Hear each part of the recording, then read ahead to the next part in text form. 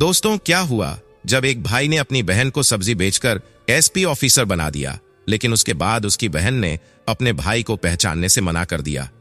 लेकिन फिर भाई ने जो किया उसे सुनकर आप भी हैरान रह जाओगे।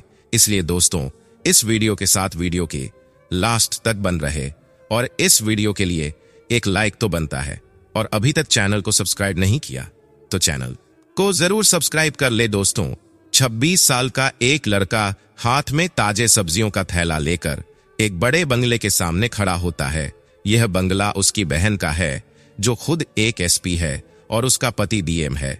लड़का नर्वस होकर वॉचमैन से कहता है, मालकिन से मिलवा। ये मैं उनका भाई हूं। लेकिन वॉचमैन उसकी हालत देख समझ नहीं पाता कि यह लड़का सच में उसका। वह अंदर जाकर डीएम साहब और उनकी पत्नी को बताता है। कुछ ही देर में दोनों बाहर आते हैं। जैसे ही डीएम साहब की पत्नी अपने दरवाजे पर उस लड़के को देखती है, वह ताने भरे लहजे में कहती है,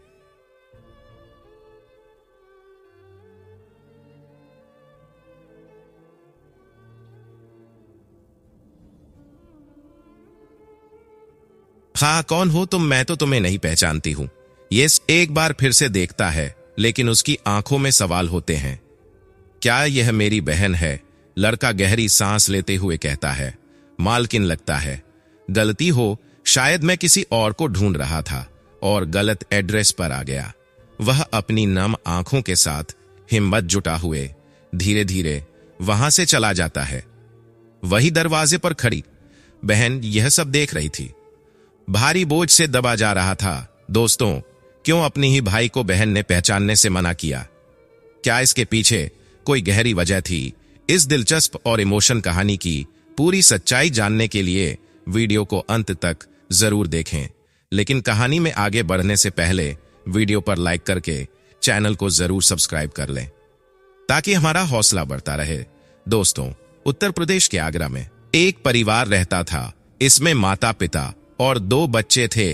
बड़ा लड़का दीपक और छोटी लड़की अनु। दोनों बच्चे स्कूल जाते थे और माता पिता मेहनत करके उनकी पढ़ाई में पैसे लगाते थे।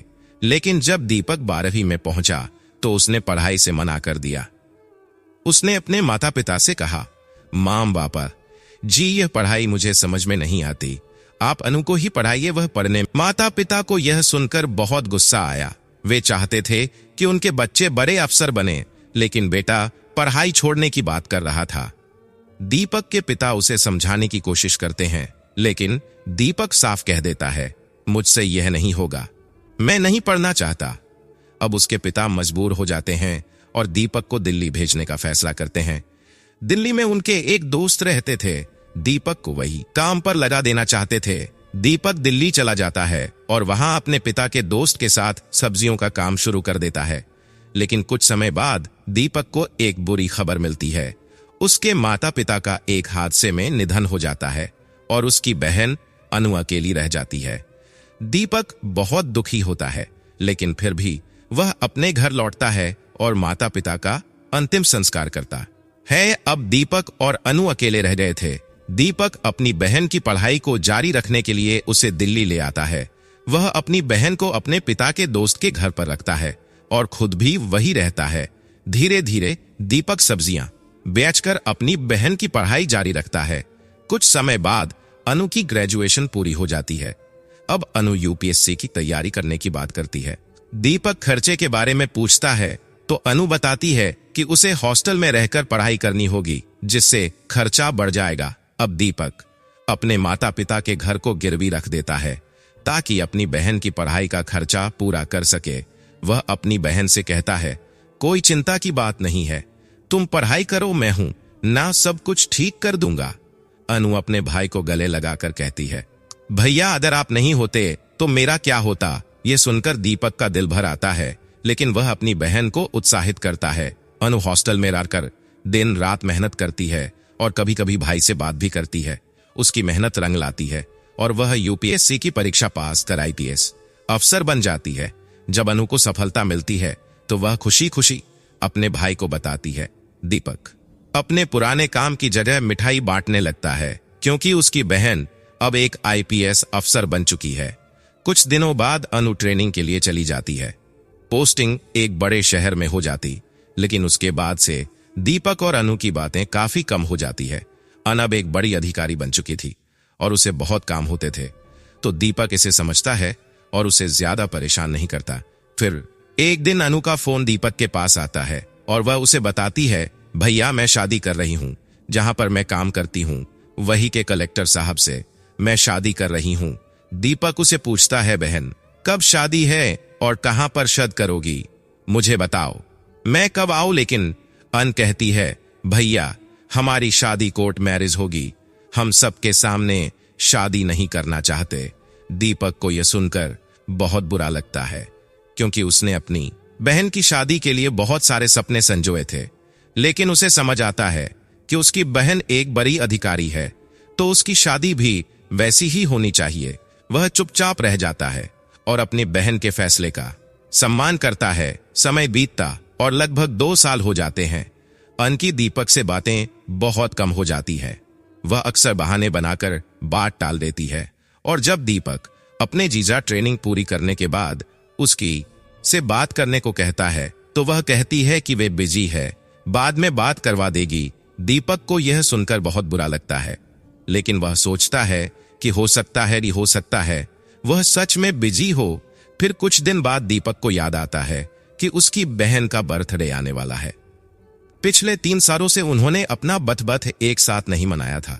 दीपक इस बार अपनी बहन को सरप्राइज देना चाहता है। वह फोन नहीं करता, क्योंकि पिछले साल जब उसने बर्थडे मनाने के लिए कहा था तो अनु ने मना कर दिया था। इस बार वह अपनी बहन से मिलने का तय करता है।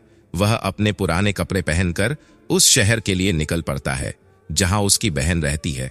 रास्ते में वह सोचता है, बहन को देखूंगा तो बहुत खुश होगी, और मैं भी देखूंगा कि मेरे जीजा कैसे होंगे।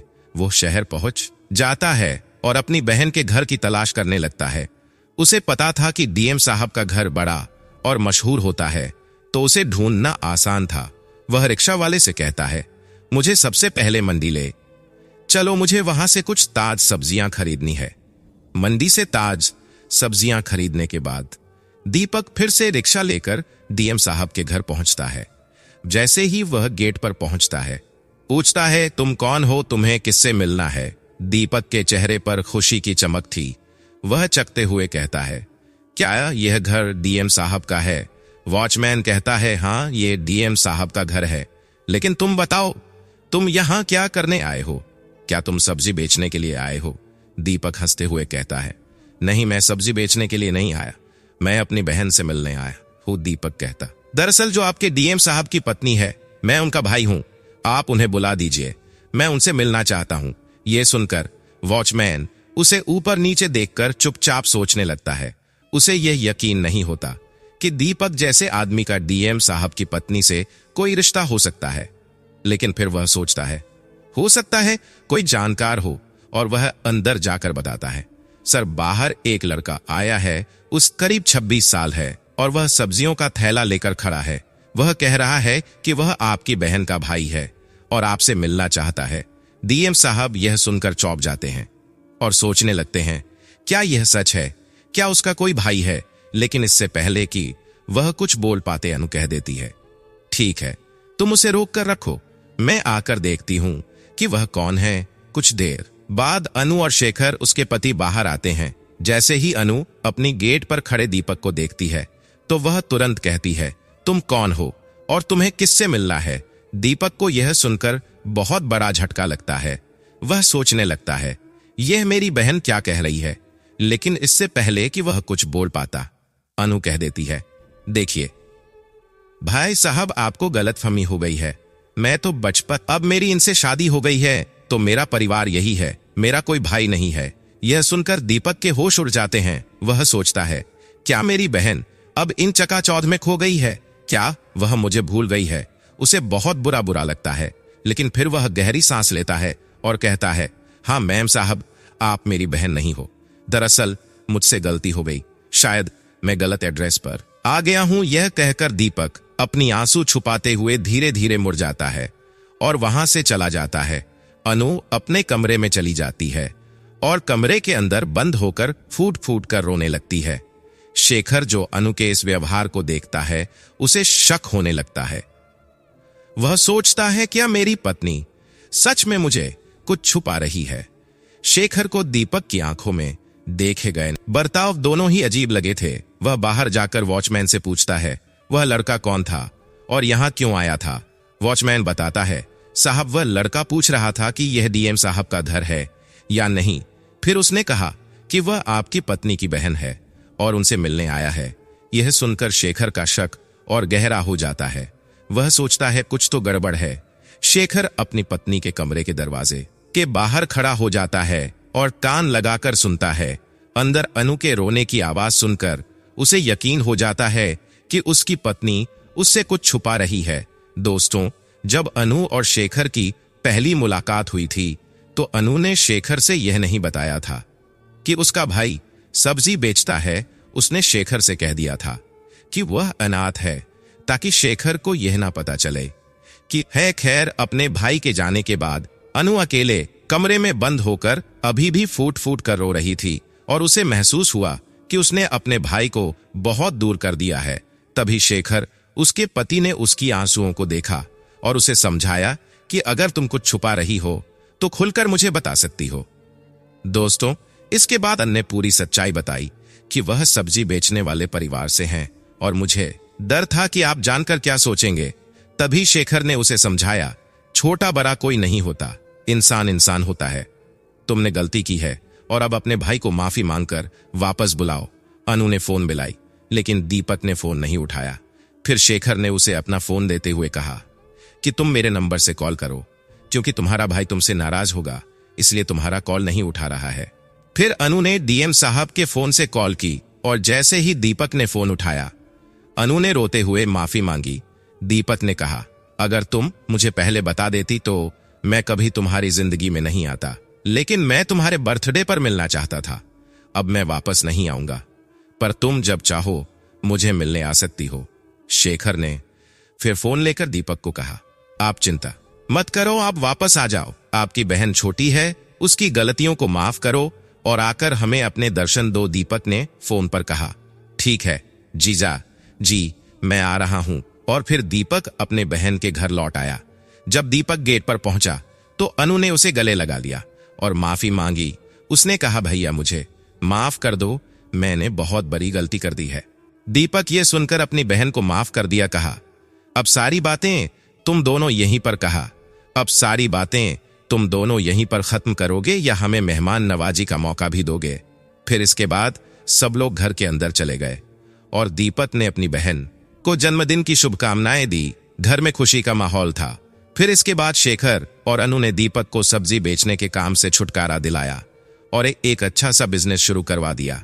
दीपक ने शादी भी की और अब वह अपनी पत्नी के साथ खुशी से रहने लगा। अब उसकी बहन और जीजा उससे बार बार मिलने आते हैं और जब भी पुरानी बातें होती वह सते हुए उन्हें याद करते हैं। यह कहानी हमें यह सिखाती है कि रिश्ते हमें कभी भी किसी के पैसे या सामाजिक स्थिति से नहीं देखनी चाहिए। इंसानियत और प्यार सबसे ज्यादा मायने रखते हैं। दोस्तों, अगर आपको यह कहानी पसंद आई हो तो कृपया वीडियो को लाइक करें और चैनल को सब्सक्राइब करें ताकि हम ऐसे ही और प्रेरणादायक वीडियो लाते रहे। तो दोस्तों, मिलते हैं ऐसी इंटरेस्टिंग वीडियो के साथ। तब तक के लिए आप सभी लोगों का बहुत बहुत धन्यवाद।